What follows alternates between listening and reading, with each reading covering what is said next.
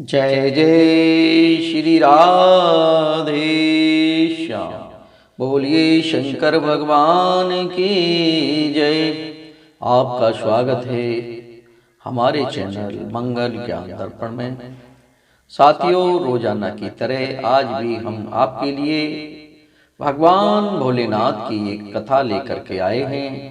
वो कथा है कि एक आदमी ने शंकर जी के वस्त्र देखकर वरदान मांगने से इनकार क्यों कर दिया। साथियों, हमें उम्मीद है ये कथा आपको जरूर पसंद आएगी। जो मेरे नए साथी मेरे चैनल से जुड़े हैं उनसे निवेदन करूंगा मेरे चैनल को सब्सक्राइब और वीडियो को लाइक अवश्य करें। साथियों, बेल आइकन की घंटी को भी दबाया करें जिससे कि आपके पास हमारी कथा तुरंत पहुंच सके।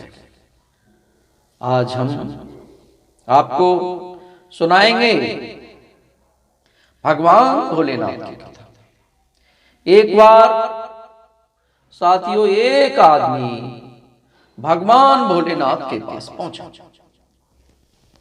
और भगवान भोलेनाथ के पास जब पहुंचता है और भगवान भोले शंकर को देखता है, उनके कपड़े देख करके ही और वह लौटने लगता है।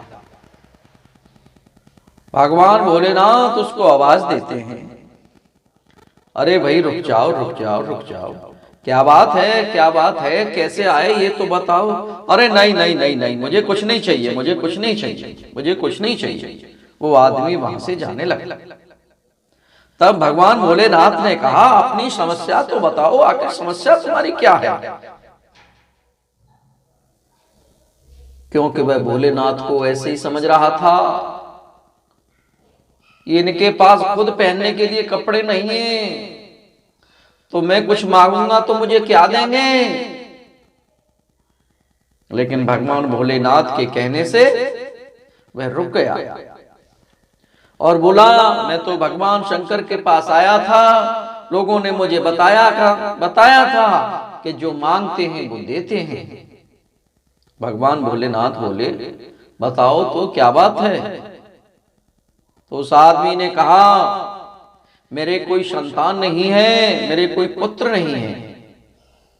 तो भगवान भोलेनाथ ने पूछा, तो तुम्हें सपूत चाहिए या कपूत चाहिए। सपूत की उम्र मात्र 5 वर्ष है और कपूत की उम्र बहुत अधिक है। तो उस आदमी ने भगवान भोलेनाथ से कहा कि मुझे तो आप सपूत ही दे दो, मेरे लिए 5 वर्ष ही काफी है। साथियों, वह एक ब्राह्मण व्यक्ति भगवान भोलेनाथ से आशीर्वाद लेकर के आ जाता है और उसके घर एक पुत्र रत्न का जन्म होता है और पुत्र रत्न प्राप्त होता है। साथियों, उस ब्राह्मण ने न तो उसने खुशी जाहिर की और न ही उसको कोई दुख हुआ, क्योंकि वह जानता था कि इसकी उम्र मात्र 5 वर्ष है। धीरे धीरे वह ब्राह्मण का बच्चा बड़ा होता जा रहा था। तो वहां उन्होंने संतों से पूछा, ऋषियों से पूछा, आखिर इसकी उम्र कैसे बढ़ सकती है। वह ज्ञानी पुरुषों ने बताया, जो भी संत ब्रह्मचारी तुम्हें दिखाई दे उनसे आशीर्वाद लो। तो उन्होंने कहा, हमें कैसे मालूम होगा कि ये संत बढ़िया है या वैसे ही है। उन ज्ञानी पुरुषों ने उस आदमी को बताया, उस ब्राह्मण से कहा कि तुम तो अपने मन में यही विचार कर लो कि ये बढ़िया संत हैं और यही भगवान तक पहुंचा सकते हैं। साथियों, उस दिन से उन्होंने ये नियम बना लिया कि जो भी संत जाता थे तो उनके चरणों में पड़ना और उनसे आशीर्वाद लेना।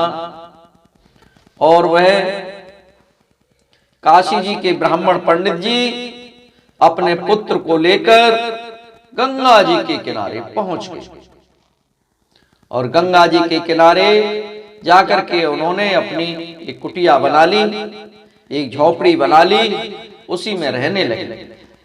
जो भी संत जाते थे उनके चरण स्पर्श करना और उनसे आशीर्वाद लेना, यही बाप बेटे दोनों ने अपना नियम बना लिया। साथियों, जब मात्र 3 दिन उस बच्चे के 5 वर्ष पूरे होने में रह गए थे, उसी दिन वहां से सप्त ऋषि जा रहे थे। और जैसे ही सप्त ऋषि जा रहे थे और काशी के ब्राह्मण ने उन सप्त ऋषियों के चरण स्पर्श किए और उन्होंने उन्हें आशीर्वाद दिया, चिरंजीव हो, चिरंजीव हो, चिरंजीव हो। उसके बाद उनके पुत्र ने सप्त ऋषियों के चरण स्पर्श करके आशीर्वाद लिया। उन सप्त ऋषियों ने उस बच्चे को भी आशीर्वाद दिया और कहा, चिरंजीव भवो, चिरंजीव भवो, चिरंजीव भवो। इतना सुनने के बाद उस काशी के ब्राह्मण ने कहा, उस बच्चे के पिता ने कहा, हे महाराज, आपने इसको चिरंजीव का भाव होने का आशीर्वाद दिया है और इसके तो मात्र 3 दिन शेष रहे। जैसे ही उन्होंने सप्तऋषियों ने ये सुना तो वो घबरा गए और कहने लगे कि अब क्या करें। साथियों, फिर वो सप्तऋषि ब्रह्मा जी के पास गए। उन्होंने कि अब तो हमें ब्रह्मा जी के पास ही चलना चाहिए। और ब्रह्मा जी के पास जब पहुंचे तो ब्रह्मा जी, उन सप्तऋषियों ने आशीर्वाद लिया, फिर काशी के ब्राह्मण ने आशीर्वाद लिया, फिर उस बच्चे ने आशीर्वाद लिया। तो उस बच्चे को उन्होंने कहा, चिरंजीवी भव। और जैसे ही चिरंजीवी भव कहा, उन सप्तऋषियों ने कहा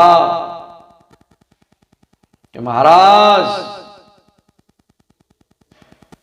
इसके तो मात्र 2 दिन शेष रह गए हैं और आपने कह दिया कि चिरंजीवी भव।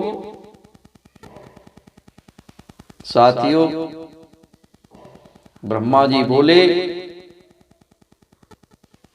ये तो अब सब आगे की व्यवस्था कोई और ही कर सकते हैं, इनको जीवन दान कोई और ही दे सकते हैं, अब हमारे बस की बात नहीं है। हमने तो आशीर्वाद देना था, वो दे दिया। और उन काशी के ब्राह्मण से कहा कि अब तुम अपने लौट जाओ और इस बच्चे को आज ही हमें दे दो। साथियों, ब्रह्मा जी, सप्तऋषि जी उस बच्चे को लेकर शिवलोक चले गए और शिवलोक में जाकर के पहले ब्रह्मा जी ने आशीर्वाद लिया भगवान भोलेनाथ का, फिर उन सप्तऋषियों ने आशीर्वाद लिया, फिर बच्चे ने आशीर्वाद लिया। और जैसे ही उस बच्चे ने भगवान भोलेनाथ के चरणों को स्पर्श किया, भगवान भोलेनाथ ने कह दिया, चिरंजीव भव। जैसे ही उन्होंने कहा तो ब्रह्मा जी बोले, महाराज, इसका तो 1 दिन शेष रह गया है। उन्हीं एक दिन शेष रह गया कि हाँ कि ये बच्चा कौन है? ये काशी के ब्राह्मण का बच्चा है। अरे इसको तो मैंने ही आशीर्वाद दिया था और मेरे आशीर्वाद से ही ये बच्चे का जन्म हुआ था। साथियों, ब्रह्मा जी से, उन सब ऋषियों से भगवान भोलेनाथ ने कहा कि तुम अब आप अपने अपने धाम को चले जाओ और इस बच्चे को मेरे पास छोड़ जाओ। साथियों, वह बच्चा वहीं शिवलोक में रह जाता है और भगवान शंकर कहते हैं कि जाओ तुम शिवलिंग के पास बैठ करके ओम नमः शिवाय का जाप करो और ये बेलपत्री शिवलिंग पर चढ़ा दो। साथियों, मात्र एक दिन शेष रह गया था और वह ब्राह्मण का बेटा शिवलिंग के पास बैठ करके भगवान भोलेनाथ का मंत्र ओम नमः शिवाय का जाप करते हुए और बेलपत्री को चढ़ाता है। जैसे ही एक दिन पूरा होता है, उस बच्चे को लेने के लिए यमराज आ जाते हैं और जैसे ही यमराज ने उस बच्चे को पकड़ा, वो बच्चा डर गया और उस बच्चे ने तुरंत ही अपने हाथों से शिवलिंग को पकड़ लिया। जैसे ही शिवलिंग को पकड़ा, वैसे ही भगवान भोलेनाथ प्रकट हो गए और भगवान भोलेनाथ ने अपना त्रिशूल उठाया